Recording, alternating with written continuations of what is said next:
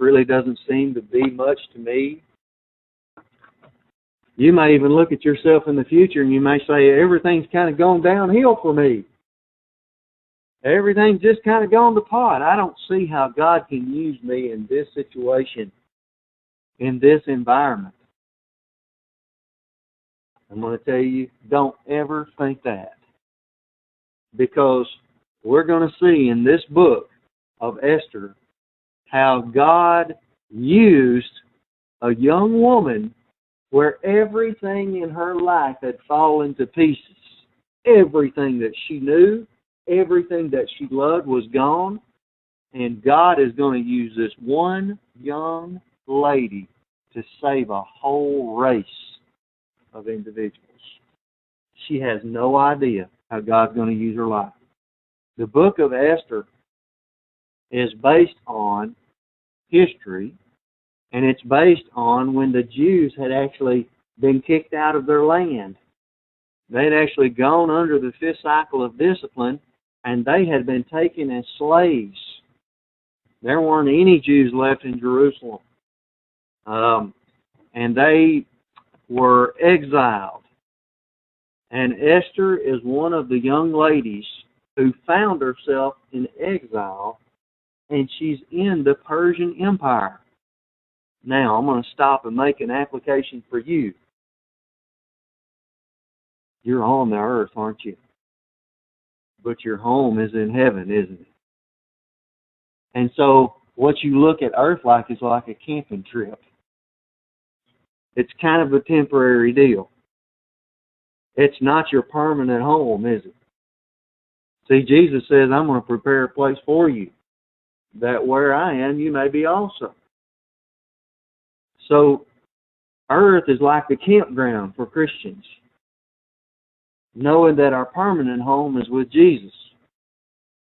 Esther is in part of the Persian Empire, but she is part of the family, the Jewish family, the Davidic dynasty of God. She was a believer. And so we're going to see here in Esther, it's not my intention to teach this line by line. Here's my intention as we look at some of these. I see these two young girls over here. This is for them. It's for every young person that might get to hear it. It's going to be recorded for them. And as we look at the book of Esther, we're going to find out that one young lady is going to change the course of history as we know it. So in chapter 1, we find out there is a king of Persia. And he also has a queen.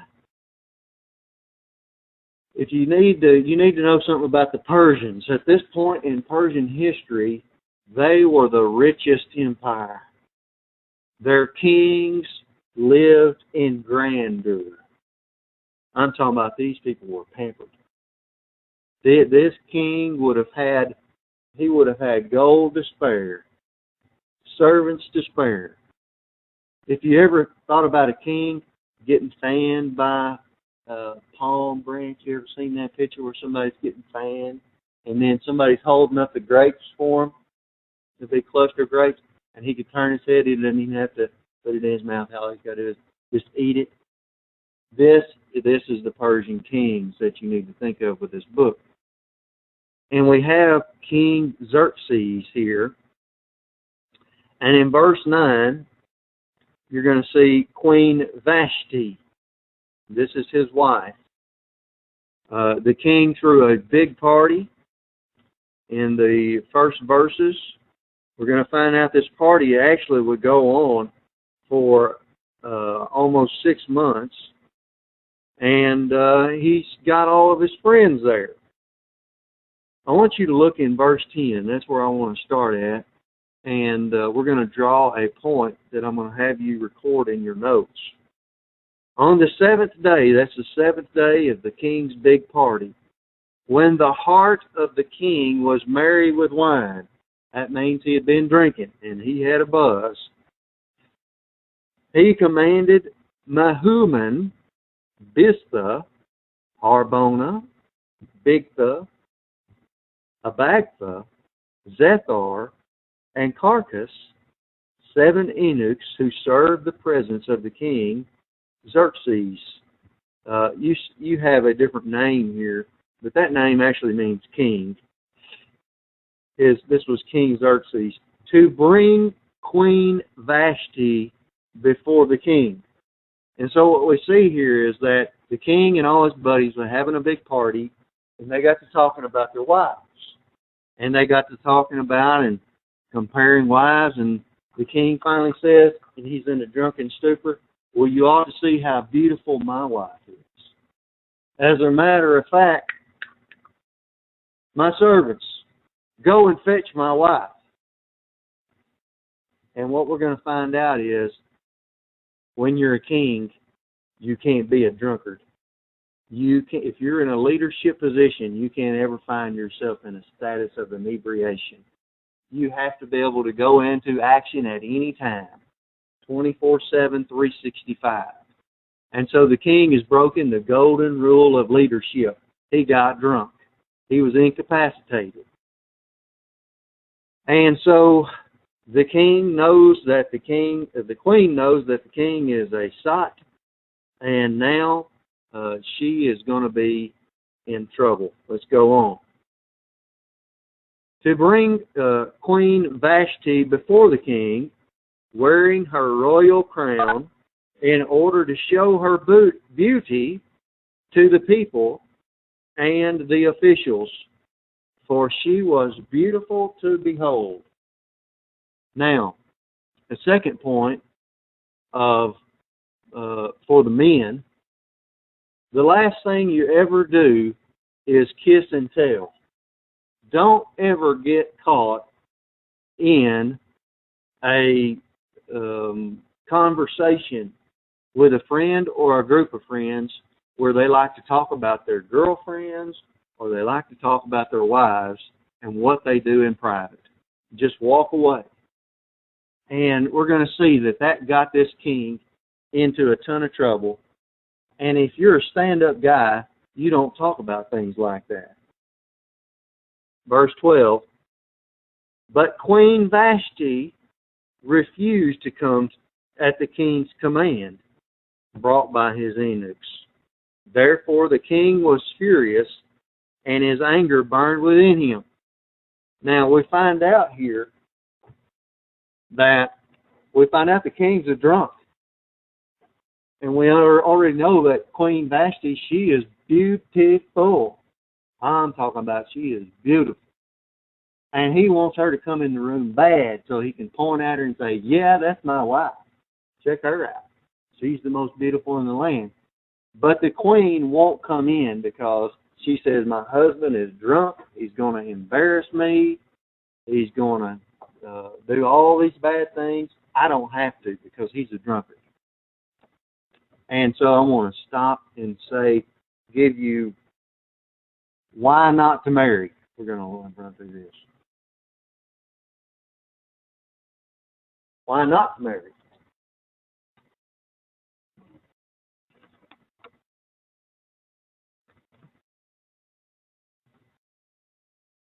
You cannot marry as a solution to life's problems. So you may think you want to get married one day. Don't ever get married as a problem solver. Actually, marriage is a problem producer. Love, personal love for another member of the human race is a problem producer. Because you started out just dealing with your own sin nature. Now you're going to deal with somebody else's. You're going to have a combination. So don't ever get married thinking you're going to solve your problems. You need the 10 problem-solving devices that are in the Word of God. And you better have those in your soul before you think about getting married. Don't ever get married as a teenager. You young ladies ought to be thinking that I want to be at least 30 years old before I get married. It's been proven that most women don't have their heads screwed on straight until they're 30. Now, here's what you ought to be thinking about. How can I be successful? How can I do what I want to do? How can I be successful at life? You ought to be thinking to yourself, what do I want to do? as a career? How do I want to succeed at life? And did you know that there's nothing more attractive to a man than a woman that's already successful? If you take a woman that is desperate to get married because they're not successful and they're just waiting around and they're trying to fall in love with whoever their knight in shining armor is, it's not attractive. But if you take a woman that knows who she is in life and she knows how to operate on her own, guess what? They're very attractive. Now, there are a lot of people that got married as teenagers and they worked out great. But I'm going to tell you, nowadays, teenage marriages are not, they don't have very good odds. Have you ever watched some of the TV shows about the young girls who have babies or get pregnant? They don't stay together. They don't get, their marriages just do not work out. So it's your idea to not get married until you're older and you have some form of success in life. And actually, when you're older, you'll know how to think about a man a little bit better. Don't ever get married to escape an environment. That means I got to get out of Arkansas. I don't care what it takes. I got to get out of Arkansas. This place is so redneck. I want to go to Los Angeles. I want to go to New York City. I want to go where there's some excitement. Another environment could be your home, your town.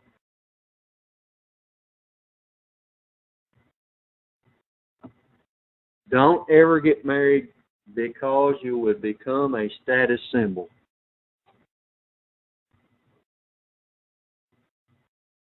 Many girls are looking to marry a doctor because they want to be a doctor's wife. They know they're rich. They know they'll be a status symbol. Many girls want to marry a lawyer because they're usually the higher paid ones. A politician.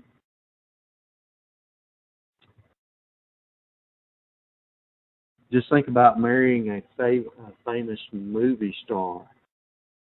Think about your favorite actor. Who is that? You don't have to tell me.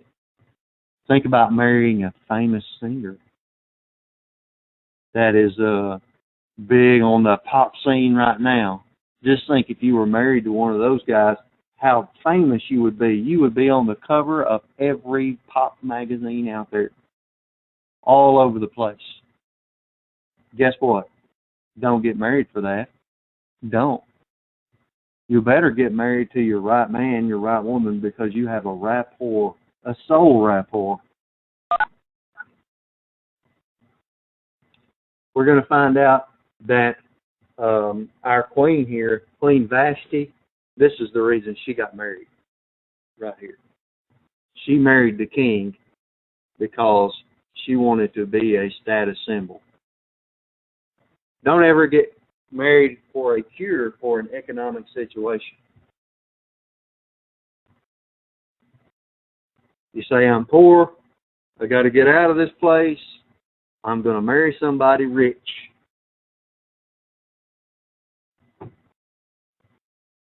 I was talking to a young lady who married for money, and she began to rationalize why she married the money to me openly. And she began to tell me about her younger friends that married older rich guys. And she began to tell me about how they didn't have any money problems, and they were able to not work and to shop and to go to salons and go on trips and have a lot of fun. But the one thing that she couldn't talk about in marriage was their interaction of souls. And that's what marriage is. It is the coalescence of souls. And that these women had no rapport with their husbands other than they were rich. And they were simply a trophy to their husbands. And the women had security or so-called security and money, which can evaporate overnight. And just think if these women found out that their old husband was broke the next day, how much happiness is left when the stock market crashes and there's no more money and you're living in the ash heap.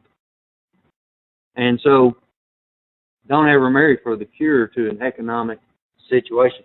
Don't marry on the basis of beauty only.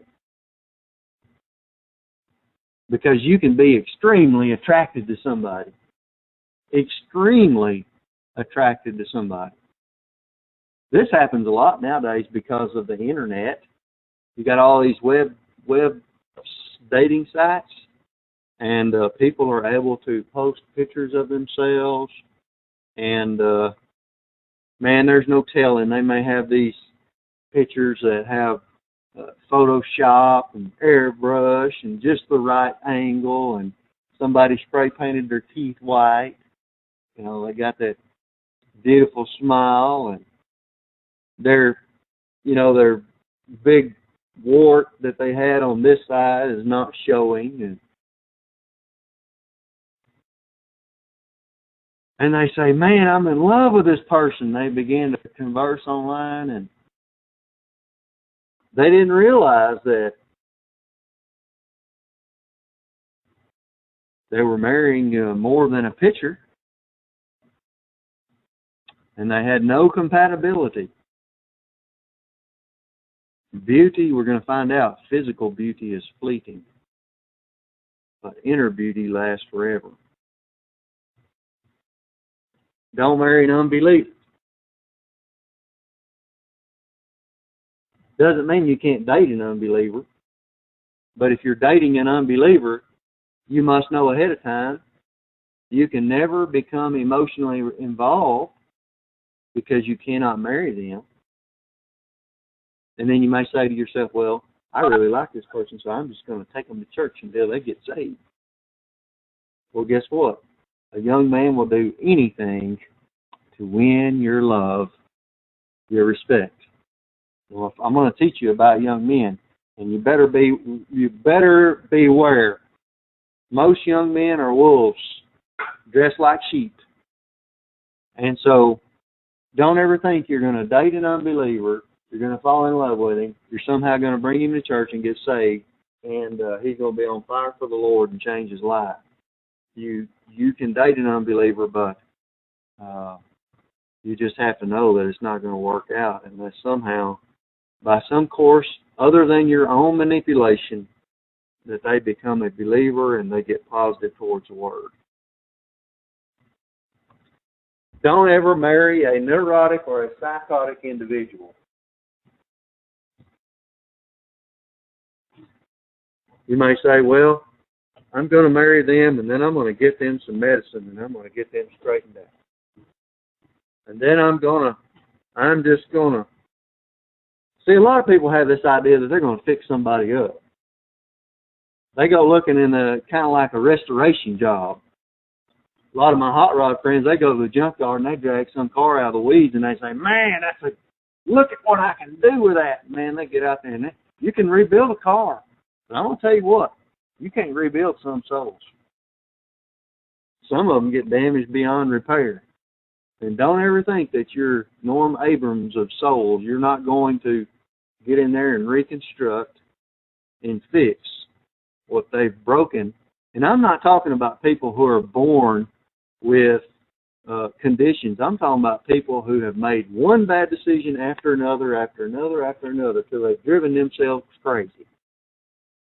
Through reversionism. You can't fix them now. A lot of young girls have the idea that they're gonna pick somebody up out of the ditch, and they're gonna say, come on, I want to date you, and I'm just gonna fix you up. Well, that's not for you.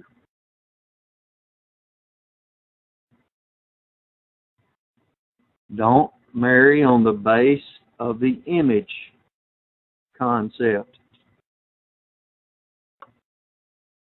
This person fits the image.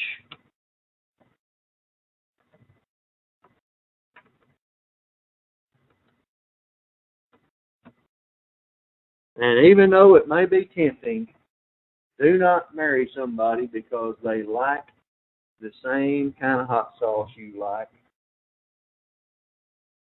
Do not marry a man because he rides horses. And he has a horse just for you, a white one, with a flower in its hair and its mane. And he's wanting to ride off into the daisies with you. Do not marry him because of that. Whatever it is, you may find somebody that you're highly compatible with in certain areas, but that does not mean that they are yours to marry. Now we find out that Queen Vashti, she married on the concept of, I'm moving up. Do not marry on a wave of libido. That means because you want to have a sexual experience, and you know the Bible tells you need to get married to be able to have sex. And so I've got to find somebody fast to get married to because I'm desiring a sexual experience.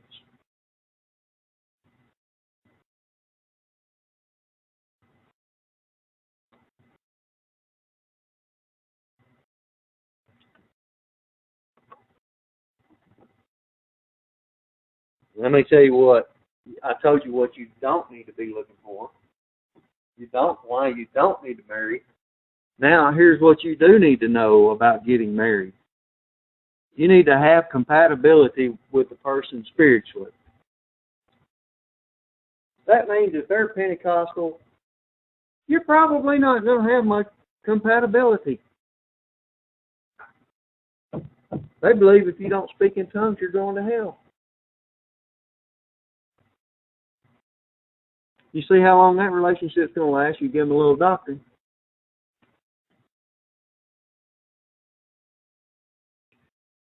So you need to have some spiritual compatibility. And I'm going to tell you what, I will push this to the limit and say that if you're an atheist, you probably ought not marry some evangelical Christian. You ought to just find you an atheist. And most atheists are most of the atheist friends I have are not totally against the Bible or Christians. They just don't want anything to do with it. They just look out there and they see Christianity and say, I don't want any part of that. Forget that. I'm going to tell you, if you're married to an atheist as a Christian, you're going to have a hard road to hoe. They're not going to want that in their house. And so you need to have a compatibility spiritually, a compatibility economically. That means don't go to the dregs of society thinking that you're going to scoop somebody up and shine them up and spit shine them. Don't go to prison and marry somebody. Because you know somebody had actually been to this church. Let me tell you a story. This is entertaining. There's been a man that sat right here in this church that went and found him a wife in prison. You want to fix this person up somehow. Only to find out about 6 months down the road, that was a mistake.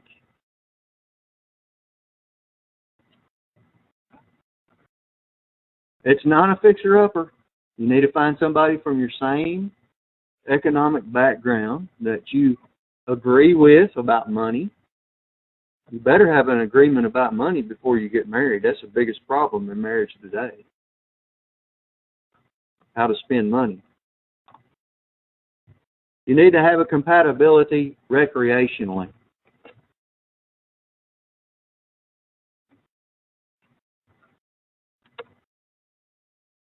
This is one of the areas that can hurt your time spent together If your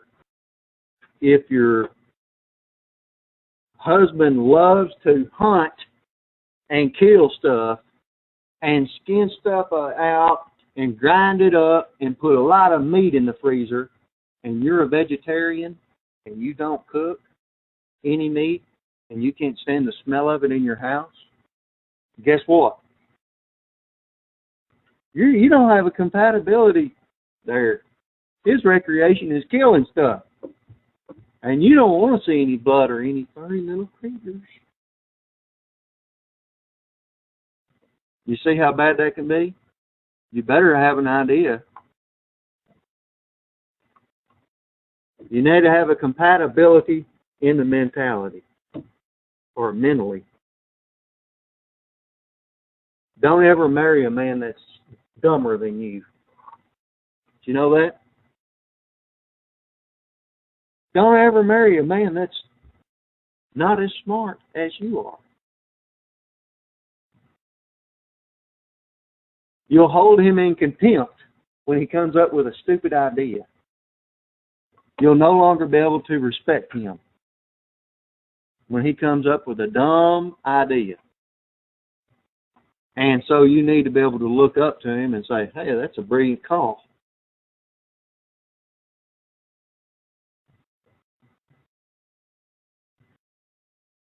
So there's 4 areas of compatibility. We'll find out right here. Queen Vashti, she didn't have any of these compatibilities with King Xerxes.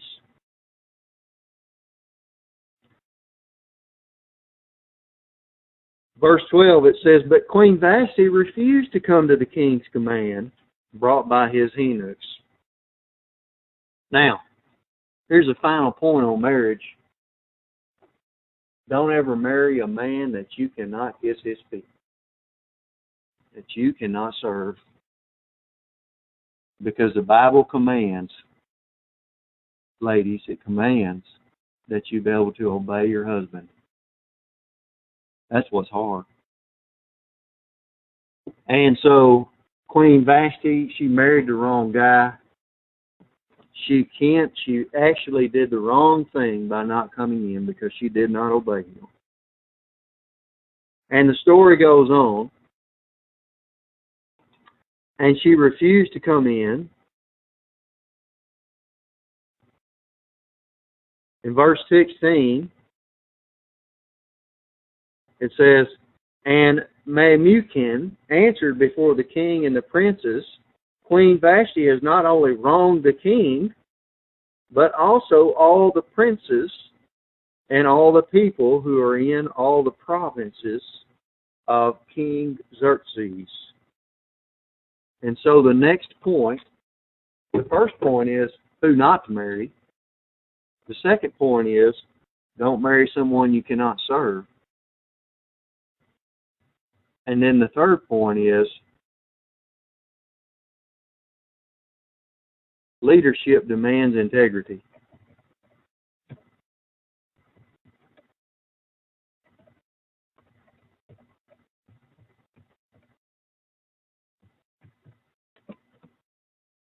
If you're in a leadership position, you must have integrity. And if you have no integrity, you're going to lead your people down. It's exactly what we're seeing here in the United States. There is no patriotism. There is no esprit de corps when your leadership doesn't have integrity. When you say, that's our president and we're proud of him. We're going to follow him. We're going into battle and we have a fearless leader. See, it's not hard to follow. But when you have a leader that does not have integrity, patriotism wanes, esprit de corps wanes, and the nation begins to crumble. Now, in verse 17, we're going to get the next point.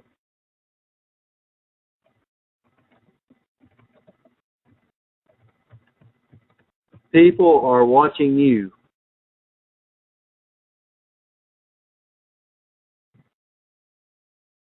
says, "For the queen's behavior will become known to all women, so that they will despise their husbands in their eyes when they report, King Xerxes commanded Queen Vashti to be brought before him, but she did not come."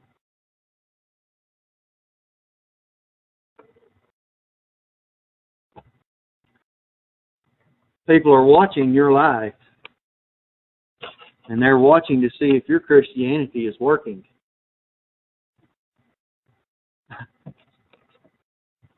I felt so sorry for Dr. Vaught. When Bill Clinton had sat in his church and was a member, I believe he was a member of Emmanuel Baptist Church as the governor. And he had sat through services, and Dr. Vaught taught his heart out.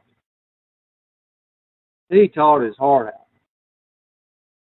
And then Bill Clinton got caught in the scandal, the sex scandal in the White House with one of the interns. I felt so sorry for Dr. Vaught.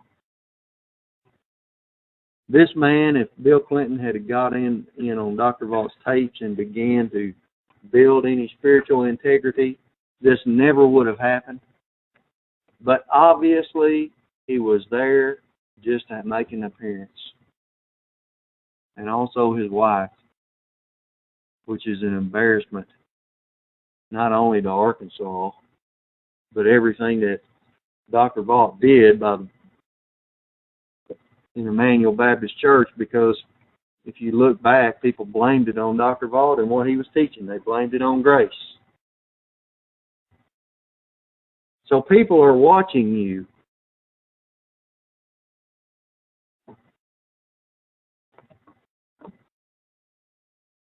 Now our next point .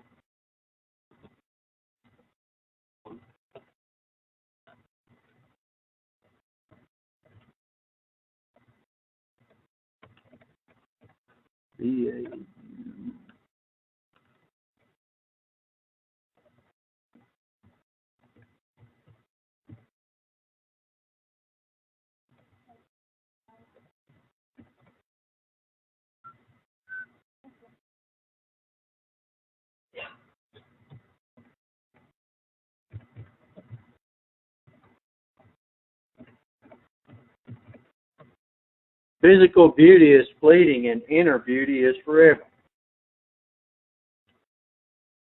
See, physical beauty is the skin, the muscle tone, the physique, the bone structure, the hair, the makeup, the dress, the carriage. All of these things have to do with physical beauty. And attractiveness has to do with speech, has to do with the movement of the human body. It has to do with expression, emotion.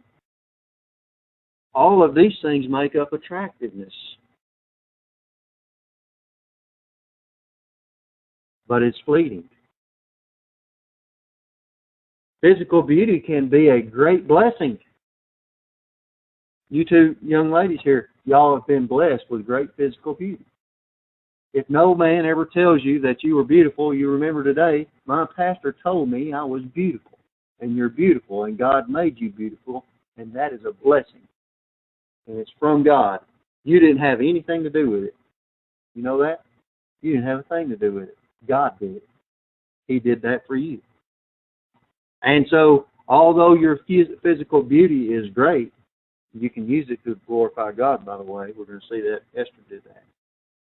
It is going to fade away eventually, over time.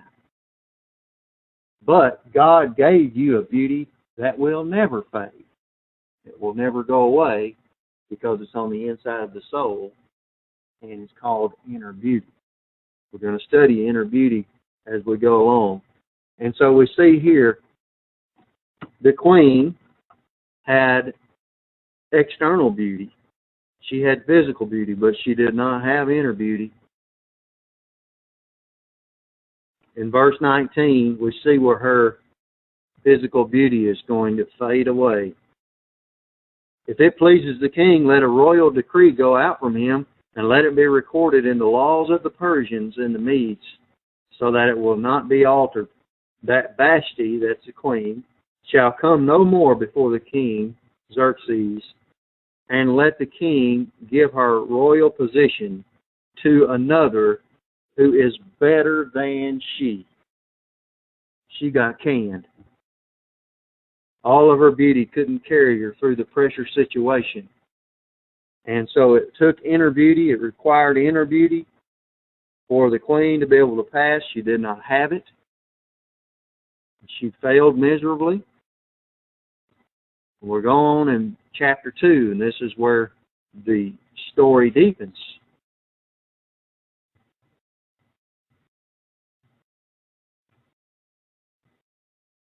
Verse 2 of chapter 2, it says, let the king's servants who attended him, let beautiful young virgins be sought for the king, and let the king appoint officers in all the provinces of his kingdom, that they may gather all the beautiful young virgins to Shushan, the citadel, and to the women's quarters, under the custody of Haggai, the king's eunuch, custodian of the women. And let beauty preparations be given them. Then let the young women who pleases the king be queen instead of Vashti. This thing pleased the king, and he did so. In Shushan, the citadel, there was a certain Jew whose name was Mordecai, the son of Jair, the son of Shimei, the son of Kish, a Benjamite.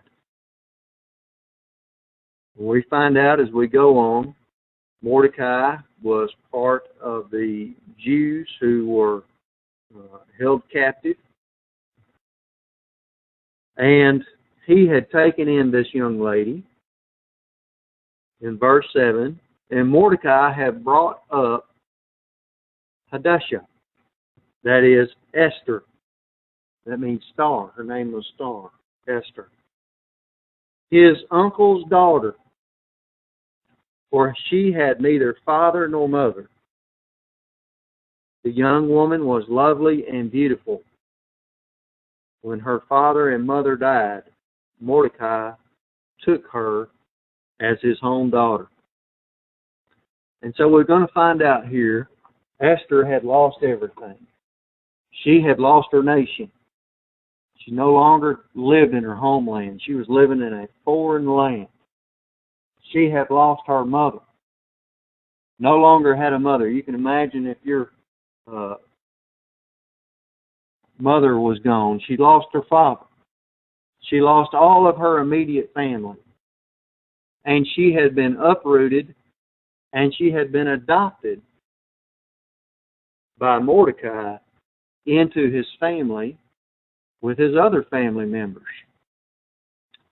And so we'll find out here as we go along in Esther that she comes from a broken background, and God is going to use this child who had lost so much, lost everything that she had. He is going to use her to save his people.